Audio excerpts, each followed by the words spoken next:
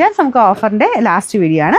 First വരുന്നത് net കോട്ട type fabric തന്നെ സിൽക്കി കോട്ടയുടെ മെറ്റീരിയൽ കേട്ടോ. അപ്പോൾ അതിൻ്റെ അകത്ത് ലേസ് വർക്ക് വരുന്ന മോഡൽ, അതിൻ്റെ അകത്ത് വർക്കും ഉണ്ട്. അപ്പോൾ ഈ ഒരു ഫാബ്രിക് ഇതുപോലെ നെറ്റ് ടൈപ്പ് ഫാബ്രിക്കാണ് കേട്ടോ.